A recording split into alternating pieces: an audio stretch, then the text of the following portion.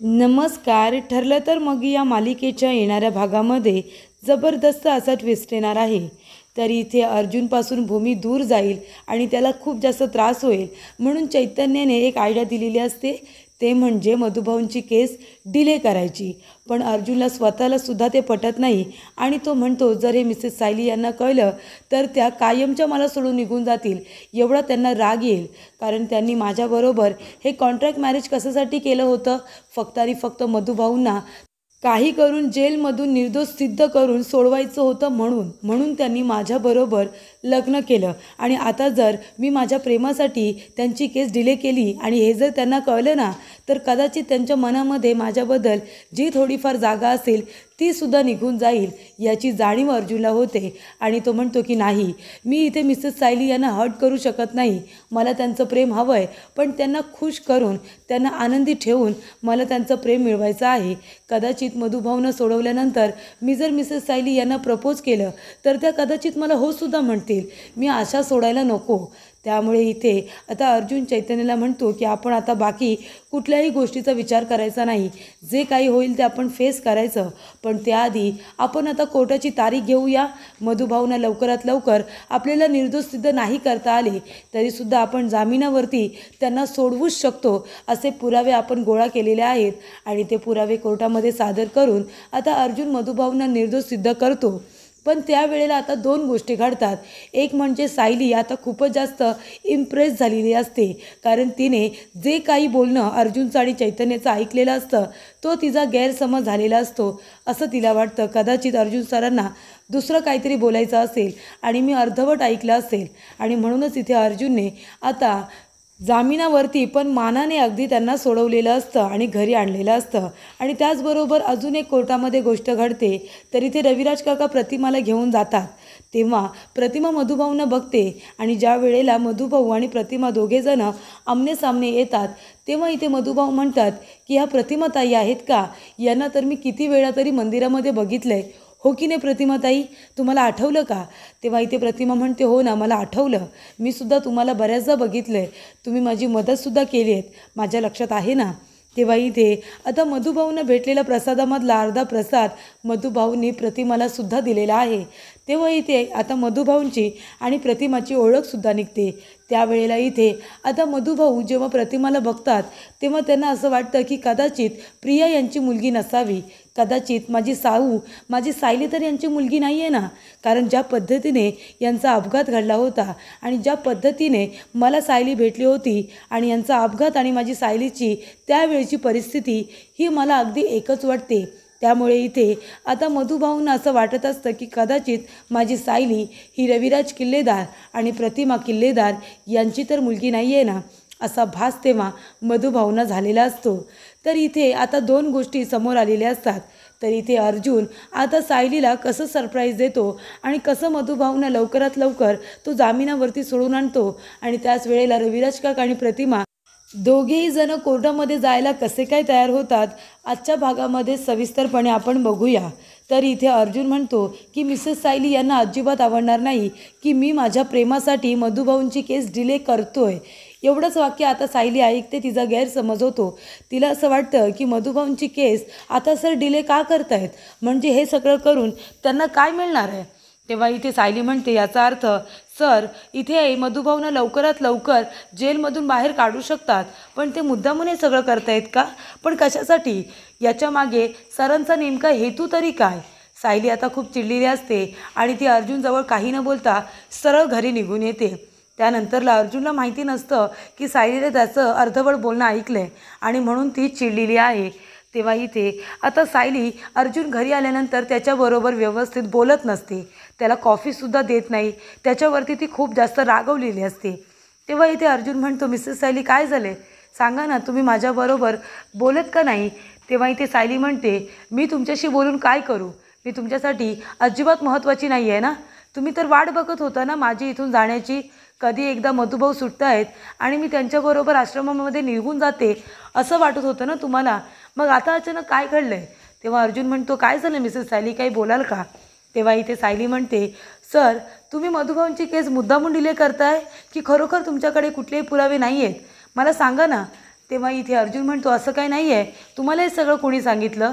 चैतन्य तुम्हाला काही बोलला का? तेव्हा सायली म्हणते का चैतन्य भाऊजींना याबद्दल सगळं माहिती आहे का? तेव्हा इथे अर्जुन म्हणतो नाही असं काही नाही आहे, उलट मी प्रयत्न करतो आहे की मधुभाऊंना आपल्याला निर्दोष सिद्ध जरी करता आले नाही, म्हणजे त्याला वेळ लागत असेल तरीसुद्धा आपण त्यांना जामिनावरती नक्की सोडून आणू शकतो आणि तसे पुरावे मी गोळा केलेले आहेत. तुम्ही असं का बोलते मला कळत नाही आहे. तेव्हा इथे सायली म्हणते सर मी जेव्हा ऑफिसमध्ये आले होते तेव्हा मी तुम्हाला बोलताना ऐकले की तुम्ही मधुभाऊंची केस डिले करणार आहात, पण का आणि कशासाठी?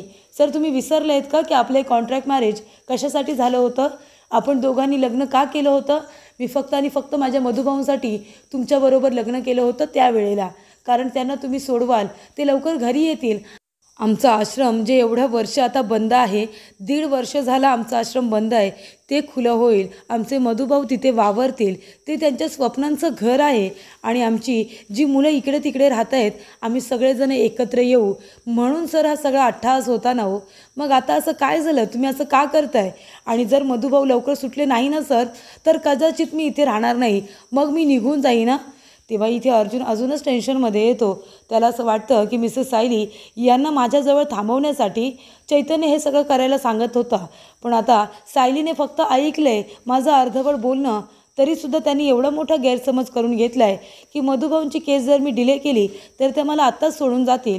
तेव्हा आता जे काही होईल ते होईल, पण आता मी अजून उशीर करणार नाही आहे. मी लवकरात लवकर कोर्टाची तारीख घेतो आणि मधुभाऊंना जामिनावरती सोडवतो. त्यामुळे इथे आता दुसऱ्याच दिवसाची तारीख मिळालेली असते. तेव्हा अर्जुन म्हणतो की मिसेस सायली आज मधुभाऊ लवकर सुटतील, तुम्ही काळजी करू नका. तेव्हा इथे सायली आता तरीसुद्धा अर्जुनवरती नाराज असते.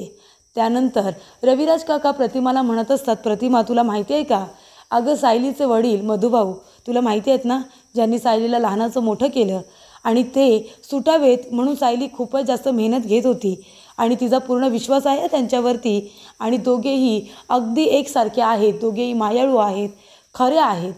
तेव्हा आता त्यांना आज कदाचित जामिनावरती अर्जुन सोडवेल. आपण जाऊया का कोर्टामध्ये, म्हणजे तेवढीच सायलीलासुद्धा साथ मिळेल, हो की नाही?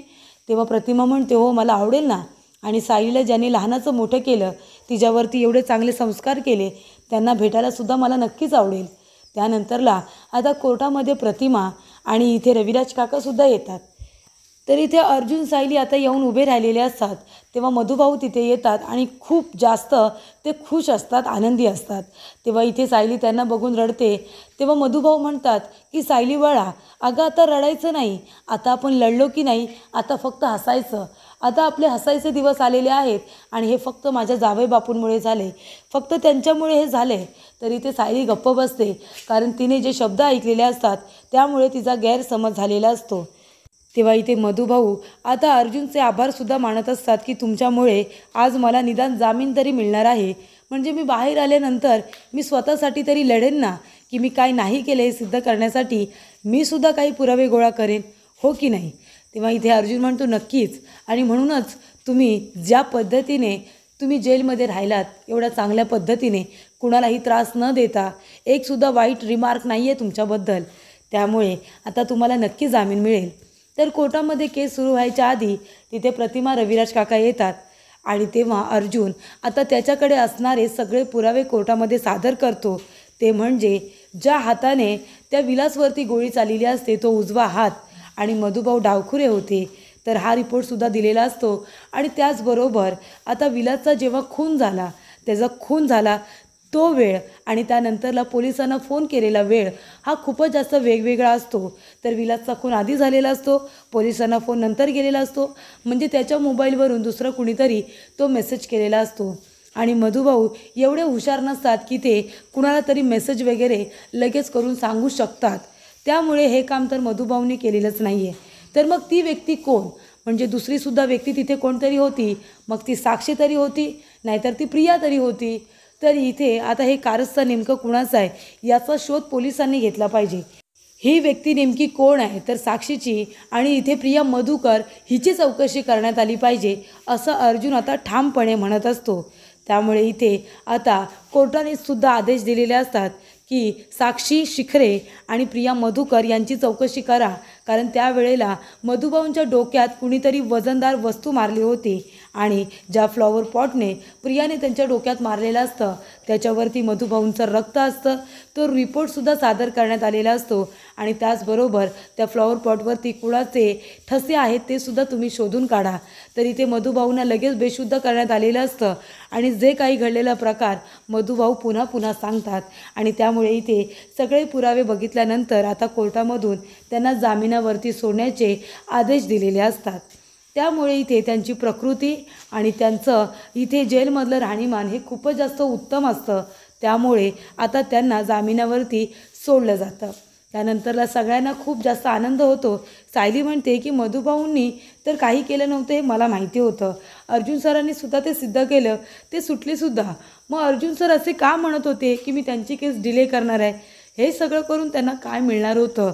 त्यानंतरला जेव्हा इथे मधुभाऊ बाहेर येतात तेव्हा सगळ्यांना आपल्या जवळ घेतात. आश्रमामधली लहान मुलं सगळे आलेली असतात. सायलीसुद्धा खूप आनंदी होते. तेव्हा इथे मधुभाऊ म्हणतात की हे फक्त माझ्या जावई बापूंमुळे शक्य झालेलं आहे. त्यानंतरला प्रतिमा तिथे येते. प्रतिमाची ओळख करून दिली जाते. तेव्हा मधुभाऊ म्हणतात यांना तर मी भेटलो आहे, हो की नाही? तुम्हाला आठवतं आहे का आपण मंदिरामध्ये भेटायचो? त्यानंतरला आता तिथे सांगण्यात येतं की ज्या वेळेला अपघात घडला होता तेव्हा प्रतिमा त्या मंदिरामध्ये सातत्याने यायची आणि त्याच मंदिरामध्ये सायलीसुद्धा त्यांना भेटलेली असते.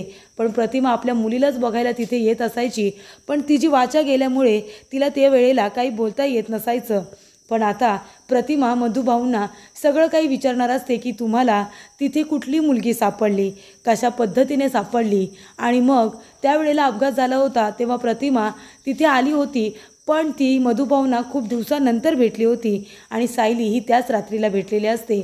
त्यामुळे आता हे गूढसुद्धा उघडणार असतं की त्यावेळेला अपघात झाल्यानंतर सायली मधुभाऊंना भेटलेली असते आणि त्यावेळेला प्रतिमालासुद्धा मधुभाऊंनी खूप वेळा बघितलेलं असतं. मग कदाचित सायली तर यांची मुलगी नाही आहे ना, असा संशय आता मधुभाऊंना हा आलेलाच असतो. त्यानंतरला इथे आता मधुभाऊंना आश्रमामध्ये सोडल्यानंतर अर्जुन टेन्शनमध्ये येतो. सायली आता माझ्याबरोबर घरी येते की नाही?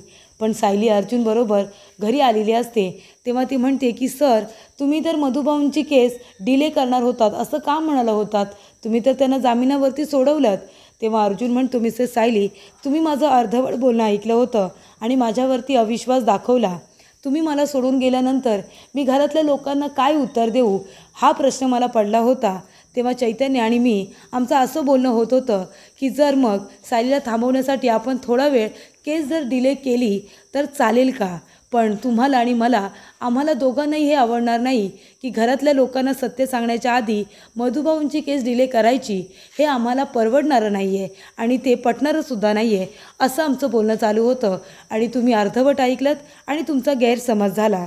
तेव्हा इथे सायली म्हणते सर मला माफ करा, मी तुमच्यावरती अविश्वास दाखवला, तुमच्यावरती संशय घेतला. त्यानंतरला आता खरं सगळं सायलीला कळलेलं असतं. पण इथे अर्जुनला आपल्या मनातली गोष्ट आता सायलीला सांगायची असते आणि सायलीलासुद्धा आता अर्जुनला ऑफिशियली प्रपोज करायचं असतं आणि त्यासाठी आता दोघेही तयारी करत असतात. तर येणाऱ्या भागामध्ये अर्जुन सायली आता दोघे एकमेकांना प्रपोज करतील आणि आयुष्यभरासाठी एकत्र राहण्याचं वचन देतील. तर इथे येणारे भाग आता खूपच जास्त रंजकदार होणार आहेत. सिरियलच्या डेली अपडेट्ससाठी तुम्ही आमच्या चॅनलला नक्की सबस्क्राईब करा आणि येणारे नवनवीन अपडेट्स बघत राहा. थँक्यू.